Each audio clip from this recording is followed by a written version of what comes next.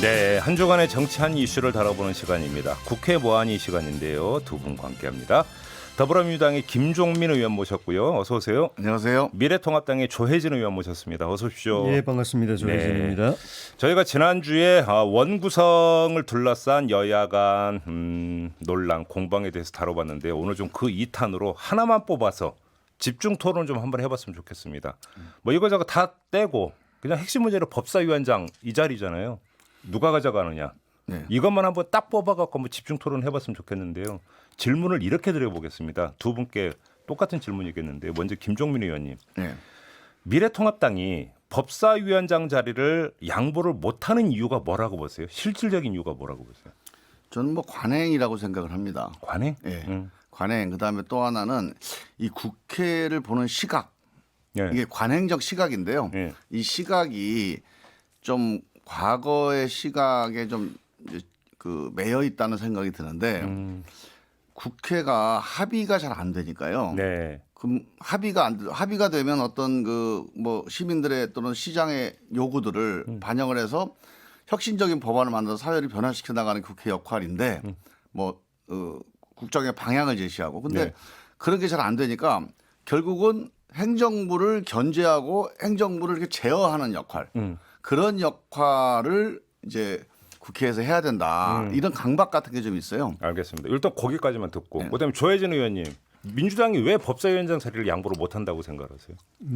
지금도 그 국회 선진화법 때문에 그 국회 안에서 야당의 권한은 굉장히 약화됐습니다. 네.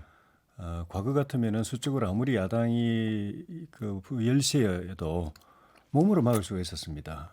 예. 18대 때도 우리가 여당일 때, 19대 때 우리가 여당일 때도 그랬었고 야당이 그 당시에 몸으로 법안을 제지해서 네. 우리가 수적으로 압도적으로 우위가 있었지만 제대로 일을 못했는데 예. 거기다가 이제 그 선진화법이 되면서 야당이 몸으로 막다가는 이제 줄줄이 검찰에 불려가고 법원에 재판을 받는 상황이 되어버렸습니다. 네. 그러니까 수적으로 그 의석수로밖에 견제를 할 수 없는 상황인데 이번 그 총선에서 의석수에서 압도적으로 우리가 이제 불리해졌죠. 네. 177대 103. 네. 뭐 범여권까지 다 합하면은 뭐 190석 가까이 되기 때문에 민주당 단독으로도 무슨 법안이든지 다 처리할 수 있는 상황이 됐고 우리는 아무 법안도 처리할 수 없고 민주당 법안을 막을 수도 없는 네. 상황이 되어버렸습니다. 네. 네. 그런 상황에서 유일하게 그래도 문제가 있는 법안을 걸을 수 있는 장치가 법사위밖에 없고 그 법사위를 통해서만 야당이 최소한의 견제 기능을 할 수 있는데 법사위마저 민주당이 수적으로 이미 그 법사위 위원 숫자가 압도적으로 우세하게 돼 있는데 위원장까지 민주당 여당이 가져가게 되면은 법안이 걸러질 장치가 전혀 없는 것입니다. 지금 일방 통행하기 위해서 지금 그러니까 법사위원장을 그러니까 고집하는 거다 이런 말씀이십니까? 제가 이제 우려하는 거는 그런 단순히 이제 법사위원장이라는 권한보다도 네. 민주당이 속전속결로 밀어붙이려고 하는 법안들이 안건들이 무엇인가 그게 오히려 더 걱정인 것입니다. 네. 그러니까 야당도 진지하게 토론하면은 국익적 관점에서 최소한의 동의가 될 수 있고 또 야당을 지지했던 41%의 국민들도 어느 정도 공감을 할 수 있는 법안이면은 이렇게까지 야당을 완전히 거시하면서까지 할 필요가 없는 것입니다. 네. 토론이나 정상적인 심사를 통해서 할 수 있는데 민주당이 이런 최소한의 그 걸르는 장치를 다 배제하고 민주당이 또 청와대가 정하면 147대로 처리할 수 있는 체제를 만들려고 하는 거는 알겠습니다. 민주당이 하려고 하는 구상하고 있는 법안들의 상당수가 야당으로서는 도저히 받아들일 수가 없고 야당을 지지하는 국민들도 절대 용납할 수 없는 특정 정파의 특정 이념에 치우친 법안을 밀어붙이기 위해서 이런 정지 작업을 하는 것 아닌가. 지금 그것 때문에 더 걱정인 거죠. 그러면 속전속결 일사천리를 지금 준비하고 계시는 겁니까, 김종민 의원님? 그건 아니고요. 네. 이제 문제의 본질이 여기서 이제 시작되는데 이거 우리가 민주주의의 근본에 대한 토론이 좀 필요한 지점입니다. 네. 지금 이제 통합당에서는 수가 불리하니까 예. 수가 아닌 다른 수단을 통해서 제도 장치를 만들겠다 이런 얘기인데 민주주의에서 다수결이라는 원칙을 우리가 다시 한번 생각을 해봐야 되는데 그 전에 왜 다수결을 무시하고 몸으로 막았느냐? 그건 이제 독재 정권 때 유산이에요. 워낙 압도적으로 네. 대통령과 권력이 일사천리로 일방적으로 또 포괄적으로 국정을 이끌어 가니까 수로는 여기에 대항하기 어려워서 네. 몸으로 이제 막았는데 네. 이제 정권 교체가 이제 10년 단위로 계속되고 있지 않습니까? 예. 그러니까 어느 정권이든 국회에서 국민이 정해준 수를 우리가 승복하지 않으면 국정이 진도가 안 나가는 거예요. 제가 한 가지 예를 들어볼게요. 우리가 자동차 운전한다고 생각을 해보자고요. 지금 이제 야당은 자, 니들이 엑셀레이터 밟으니까 우리는 브레이크를 달라 이런 얘기입니다. 네. 그런데 예. 엑셀레이터 브레이크를 두 사람이 그 운전수가 엑셀, 그다음에 조수가 브레이크, 예. 차가 안 나갑니다. 이게 차를 올바른 방향으로 이끄는 게 아니고 차가 안 나가요. 아니면 사고 나든지. 일단 운전수를 국민이 지정해 줬으면 이 운전수가 악셀과 브레이크를 책임 있게 밟고 여기에 대해서 옆에 있는 조수가 일로 가면 안 된다. 이 속도는 위험하다. 끊임없이 바로 옆자리에서 얘기를 하면 이 운전수가 그걸 압박을 안 받을 수가 없어요. 그 네. 견제에서 벗어날 수가 없습니다. 그런데 아예 브레이크를 내가 밟겠다. 계속 사사건건 한 사람은 엑셀, 한 사람은 브레이크. 이게 지금까지 30년 동안 계속 반복되고 있지 않습니까? 네. 이거는 한번 되돌아볼 때가 됐다. 예. 일단 한번 책임 있게 맡겨놓고 여기에 대해서 만약에 정말로 지금 우리 조 의원님이 말씀하신 대로 정말 뭐 이념적으로 국민들이 용납할 수 없는 그러한 입법이나 일방통행을 한다 그러면 그거야말로 선거로 심판해. 우리가 선거가 매년 있어요 거의. 선거로 심판하면 그렇게 할 수가 없습니다. 그러면 조혜진 의원께 조금 전에 이제 그 말씀을 이어서 예. 지금 그 국민적 어떤 그 동의가 반드시 필요하고 논란을 거쳐야 되는 것인데도 일사천리로 밀어붙이려고 하는 법안들이 있다고 말씀하셨잖아요. 예. 어떤 겁니까 예를 들어서? 당장의 대북 전단 금지법 같은 거죠. 아 예. 그 헌법상의 표현의 자유를 제한하는 건데 또 북한의 불법적인 군사 도발을 그걸 이제 그 항의하거나 개선하지는 못하고 네. 그건 그대로 당연하게 받아들이면서 우리 국민에게 보장된 최소한의 헌법상의 기본권을 제한하는 법을 지금 만들려고 바로 지금 나오고 있지 않습니까? 예. 이거 지금 국회로 통일부에서 법안 만들어서 국회 넘어오면 바로 처리됩니다. 그 좀 전에 숫자를 존중해야 된다고 말씀하셨는데 존중 안 하고 있기 때문에 이런 일이 벌어지는 겁니다. 숫자가 177대 103석 아닙니까? 예. 그럼 2대 1이 안 되거든요. 1.7대 1이지 않습니까? 그리고 지지 득표수로 보면은 49%대 41%, 8% 차이예요. 그런데 지금 국회의장 가져가죠, 부의장 가져가죠, 법사위원장 가져가죠. 그 나머지 18개 전체를 다 가져갈 수도 있는데 설령 일부를 준다고 하더라도 국회의장, 부의장, 법사위원장 가져가 버리고 그다음에 법안에서 표결로 해가지고 다 처리해 버리면은 177대 103이나 49대 41이 아니라 100대 빵이 되는 겁니다. 우리가 하고자 하는 법안은 하나도 우리 힘으로 처리할 수가 없고 네. 민주당이 처리하고자 하는 법안은 하나도 제지 없이 다 처리할 수 있고 그러면 이거는 숫자가 전혀 존중이 안 되는 거죠. 103석이 존중 안 되는 거고 41%라는 야당 지지 국민들의 의사가 존중이 안 되는 것입니다. 그래서 국회에는 표결은 하지만은 기본적으로 국회법은 모든 거는 협의를 통해서 합의에 가까운 협의를 통해서 하고 마지막에 안 되면은 다수결로 그렇죠, 하라는 그렇죠. 거는 다수결은 최대한 피하라는 거거든요. 왜냐하면은 국회 의석수도 엄연히 차이는 있지만은 야당도 분명히 의석수가 있고 지지하는 국민들이 있는데 표결로 가면은 한 표라도 이기는 쪽이 다 먹는 거거든요. 네. 지는 쪽은 0이 돼버리는 근데 거죠. 의원님, 잠깐만요. 그래서 그렇게 하지 말고 협의를 통해서 하고 마지막 단계에서 표결로 다수결로 하더라도 가급적 절충을 해가지고 표결로 하라는 것이 이제 그런 숫자를 존중하라는 의미죠. 그런데 그럼 제가 하나 좀 여쭤볼게요. 우리 애청자 여러분들이 이해를 돕기 위해서 법사위원장을 미래통합당이 이제 한다고 가정을 하죠. 예. 그러면 법사위원장의 권한이 도대체 어느 정도이길래 그럼 예를 들어서 제동을 걸고 지연을 시키고 토론을 더 수기하라고 다시 되돌릴 수 있는 겁니까? 위원장이 그런 권한을 갖고 있나요? 일단은 야당이 위원장이 되면은 네. 그 저기 상임위에서 여당이 수적으로 압도적으로 우세하더라도 네. 상임위 단계에서 야당의 의사를 무시하고 강제로 표결로 해가지고 법사위로 넘기면 법사위에서 제동이 걸릴 수 있다. 그러니까 상임위 단계에서부터 수적 우위로 강행하지 않고 법사위에서 상임위에서 야당 합의까지 이루어서 법사위로 넘어오면은 야당 법사위원장이라도 마음대로 못 하거든요. 옛날에는 잘못된 그렇죠, 관행들이 그렇죠. 있었는데 그렇죠. 개인이 막 붙잡고 하는 그런 관행이 있었는데 그렇게 못 하게 됩니다. 그러니까 법사위원장이 야당이 있으면은 상임위에서 여당이 수적 우위로 강행하지 않고 최대한 합의로 해서 넘기려고 하는 그 효과가 있습니다. 네. 그리고 그렇게 하지 않고 또 올라온 것이라도 다시 한번 재론할 수 있는 그 기회를 주는 그런 측면이 있는 것이죠.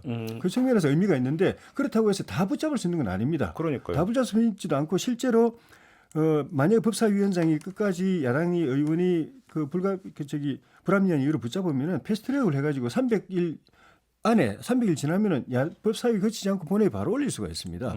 법사위 야당이 법사위원장 한다고 해서 다 막을 수 있는 게 아닙니다. 시간만 지연할 수 있는 것뿐이죠. 김종민 의원께서 법사위원이셨잖아요. 예. 그러면 똑같은 질문을 드려볼게요. 법사위원장의 파워가 어디까지입니까? 할 수 있는 게. 일단 법사위원장뿐만이 아니고 우리 국회의 상임위원장, 네. 상임위원장이 안건 상정을 좌우할 수가 있습니다. 그러니까 사실 법사위원장이 할 수 있는 일이라는 게 아예 안건을 올리질 않아요. 그래요? 예, 안건 올리는 걸 반대합니다. 예. 그다음에 이제 안건이 이제 진행될 때 표결을 안 합니다. 이거는 의결하거나 표결하지 않고 좀 더 심의합시다. 이렇게 넘겨버려요. 그리고 나서 국회가 끝나버립니다. 이런 네. 법이 한두 가지가 아니에요. 예. 그 제가 이제 이런 것들은 사실상 이 법사위에 자꾸 집착을 하시는데 이 법사위의 권한이라는 게 사실 초과 권력이에요. 이게 법에 규정된 권력이 아니고 관행적 권력인데 어떻게 보면 불법 요소가 있습니다.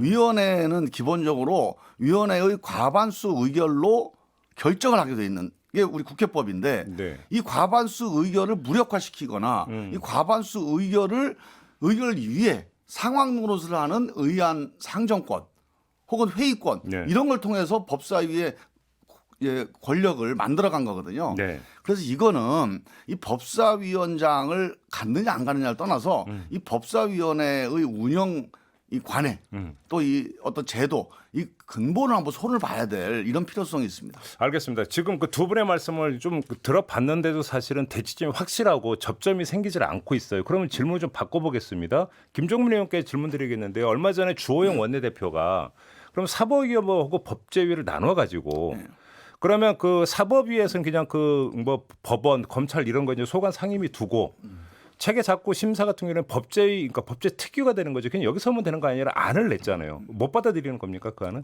민주당 입장에서는? 그거는 아니라고 보기 어려운 게요. 예.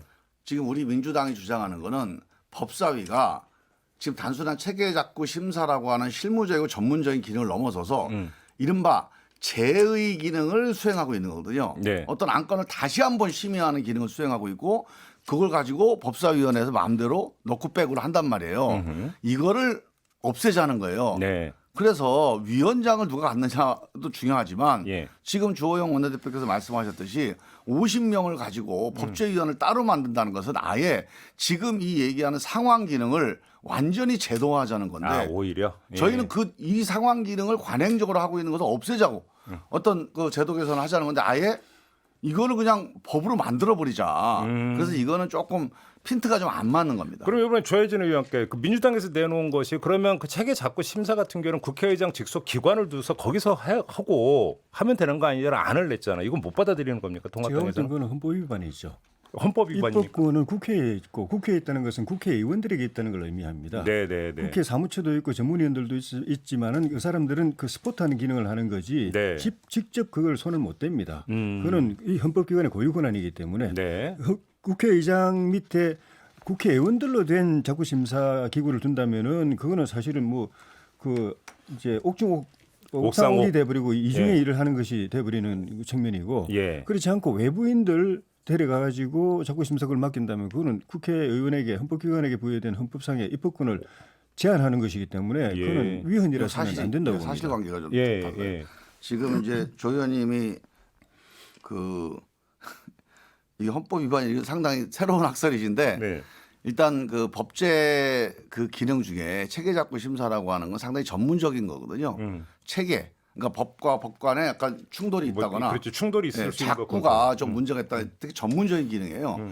그 법률 전문가가 해야 되는 건데 그래서 법사위를 초기에 우리 2대 국회 때 우리 법조인들이 별로 없으니까 법조인만 모아놓고 이걸 맡긴 거란 네. 말이죠. 근데 네. 이제 지금 우리가 얘기했듯이 이걸 전문기구로 국회의장 직속으로 법제실을 만들어서 하자고 하는 거는 여기서 의결을 하자는 게 아니고 네. 여기에서 이러이러한 문제가 있다라고 전문적인 검토를 하게 되면 해당 상임위가 이 의견을 반영해서 의결을 하게 되는 겁니다. 잠깐만요. 그러면 이해를 돕기 위해서 그러니까 보충 질문을 드리면 어떤 의원이 법안을 발의를 하면 그게 해당 상임위에서 이제 논의가 되는데 그 단계에서 그럼 먼저 이제 그러면 한번 봐서 아니죠. 그게 아니고 상임위 최종 의결이 돼요. 네. 의결된 법안은 대개 우리 상임위의 이슈들만 정리를 하거든요. 그렇죠. 근데 다른 상임위에서 볼 때 이거 문제가 있다.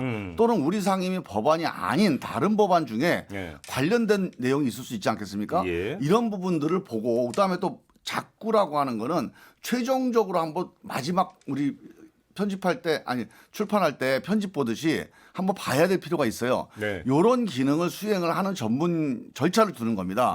그런데 이 절차를 전문가들이 하더라도 네. 그 결과를 다시 상임위에 보내면 상임위 위원들이 우리가 법안 내용 심사하느라고 이런 것들을 못 봤는데 이런 게 있구나.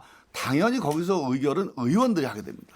이제 그렇게 그럴 것 같으면은 법사위 산하에 그런 자문기구를 둬도 되고 네. 아니면은 그런 사람들을 특별히 채용해가지고 법사위 전문 인력을 더 확장한다든가 국회 법제실의 인력을 더 확장하면 되는 것이지 굳이 똑같은 내용을 국회의장에게 데려간다는 것은 그 국회의장 밑에 갖다 놓는다는 것은 어떤 식으로 표현을 하든 간에 결과적으로 야당 몫인 법사위원장의 기능을 네. 떼내겠다는 거, 가져가겠다는 거고 네. 국회의장이 이 중립이란 걸 전제로 해서 이런 안을 제시하는데 국회의장이 중립입니까?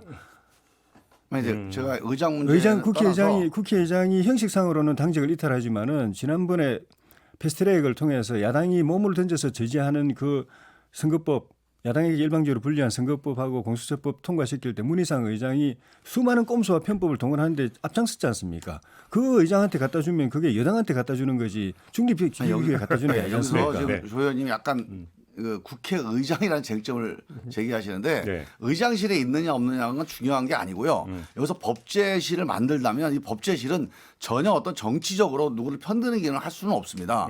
문제는 뭐냐면 법제 기능 우리 체계작구 심사 기능 이외에 지금까지 법사위에서 그 누려왔던 상황 기능, 그러니까 아무 법이나 잡고 내 마음대로 또 야당 마음대로 이걸 넣고 빼고 이 기능을 없애자는 거. 이거 국회법에 없는 기능이거든요. 네. 그러니까 국회법에 있는 체계작구 심사 기능은 법제실에서 전문가들이 해도 된다. 그리고 이거는 법제실이 어디 가 있든지 간에 해당 상임위에서 의결을 거쳐야 되기 때문에 해당 상임위 의견을 존중하게 돼 있어요. 그래서 그 문제는 그렇게 처리하면 상관이 없고 문제는 법사위를 우리가 없애자고 하는 문제는 요 기능은 어디 놔도 괜찮아요. 의장실 산하에 두고 아니 조혜진 의원님이 위원장을 하셔도 법제실 뭐 책임자를 하셔도 돼요. 문제는 뭐냐면 이거 이외의 기능이 있어요. 이 법제 체계작구 심사 기능 이외의 이 상황 권력, 초과 권력, 이 법사위가 갖고 있는 초과 권력을 법에 안 나온 권력을 관행적인 권력을 이번에 좀 없앱시다. 알겠습니다. 근데 자. 그 권력을 그동안에 주로 행사해온 게 민주당이었습니다. 민주당이 야당으로서 그 권력을 우리도 야당 되면 이제 안 하겠다. 행사해왔는데 여당이 되면서 힘도 많아졌는데 그나마 있던 야당 권한까지 다 없앤다는 데서 이제 문제가 있는 것이고 이게 우리 때만이 아니고 매번 지금 쟁점이 한 20년 쟁점이 되고 있는데 그 주로 야당의 권한이었는데 주로 민주당이 야당을 오래 해왔지 않습니까? 이 정도 논란이 되면 한번 바꿔야 돼요. 이제. 자, 알겠습니다. 지금 바꿔야지, 진짜. 혹시 다음에 의원님? 그 야당 되실 때 그 이야기 하시면 진정성이 있는데 여당 혹시라도- 됐고 저기 국회도 압도적인 숫자까지 확보하고 그런 상황에서 개혁이라는 이름으로 야당의 권한을 빼앗아 가려고 하니까 이거는 알겠습니다. 그러니까 지난번에 자, 제가 한 말씀만 드릴게요. 한 노영민 말씀만. 그 저기 시간 다 됐어요, 비서실장께서 시간. 그 당시에 야당 하실 아니, 때 저는 이 의회 덕제라고 법사위 그랬습니다. 말고 이거를. 정말 대화하고 타협하는 우리 그 의회 문화를 만드는 거 이거 이외에 길이 없어요. 의결은 다수결로 해야 됩니다. 알겠습니다. 하지만 의결은 마지막 10%고 90%를 우리가 대화 타협을 할 수 있느냐 없느냐 이게 우리 정치의 성패를 좌우하는 거지 법사위 놔둔다고 정치 바뀌지 않아요. 지금 하시는 게 대화 타협을 잠깐만요. 없애고 표결로 다 처리하겠다는 장치를 만드니까 그렇지 문제가 않아요. 있는 거죠. 자, 마무리하겠습니다. 지금 이제 딱 두 분께 30초씩 마지막 발언 기회를 드리겠는데요. 혹시라도 접점이 있을까 해서 그 질문을 던졌습니다만 못 찾겠습니다. 그러면 마지막 질문을 이걸 안 드릴 수가 없는데요. 먼저 김종민 의원님, 이러면 이해찬 대표가 청와대 그러니까 법대로 해야 된다라고 이야기를 했는데요. 그럼 결국은 본회의에서 상임위원장 표결로 가는 겁니까? 짧게 30초 드리겠습니다. 저는 뭐 18개 다는 모르겠고요. 네. 그건 원내대표단이 어떻게 생각하는지 제가 모르겠고 저 예. 법사위원장 문제는 예. 계속 이런 소모적인 논쟁이 오래되잖아요. 예. 이 문제는 저는 표결로 결단을 내려야 돼요. 그러면 이제 그러니까 그 내일 모레 금요일까지 이제 합의가 안 되면 표결로 가야 된다. 법사위원장 같은 경우는 이렇게 보시는 거고. 만약에 민주당이 이렇게 하면 통합당은 어떻게 대응하실 생각이십니까? 이 법대로라는 거는 국회법에서 협의를 하고 네. 안 되면 최악의 경우에 표결을 하라는 것인데 지금 이제 표결을 먼저 내세우는 겁니다. 지금 상위의 규범인 협의는 지금 뭐 팽개치는 거나 마찬가지고 네. 그 처음부터 여당은 김태년 원내대표가 그냥 177석 힘으로 여차하면 18개 상임위 다 가져갈 수 있고 법사위는 무조건 가져가고 여기서 한 발짝도 물러난 적이 없습니다. 협상이 사실상 제대로 안 됐습니다. 그러니까 아마도 그대로 할 것 같아요. 아, 표결할 것 같다. 표결할 것 같아요. 우리한테는 법사위 내놓을래 안 내놓을래 이것만 요구하고 예. 안 내놓으면은 우리는 그냥 우리가 가져간다. 그러니까 표결하면 어떻게 하실 거예요?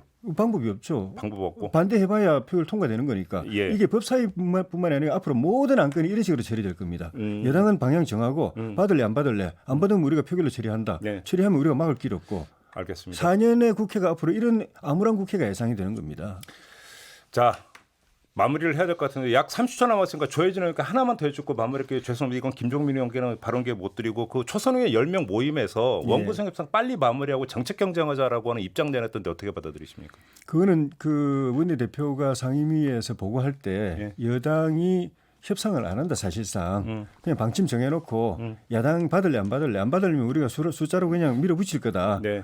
하는 상황이다라고 이야기를 하고 그래서 소선들이 느끼기에 이 협상이 사실상 의미가 없는 상황인 것 같다. 아, 의미가 없다. 예. 네, 알겠습니다. 그런 상황이면 우리가 선택 여지가 없는 거죠. 좀 전에도 말씀드렸지만은 민주당 밀어붙일 거고 우리는 막을 길이 없기 때문에 그대로 된다면은 그때는 정책 경쟁으로 국민의 마음을 얻도록 우리가 노력하자 그런 취지지. 알겠습니다. 그냥 여당이 밀어붙이는 걸 그대로 그냥 항복하자 받아들이자 이런 뜻은 아닙니다. 그건 알겠습니다. 민주당이 그걸 곡해하면서 우리 당을 내부적으로 좀 이간시키는 그런 측면이 있는 겁니다. 자, 그 점 확인하면서 오늘 국회는 뭐하니 마무리하도록 하겠습니다. 조혜진 의원, 김종민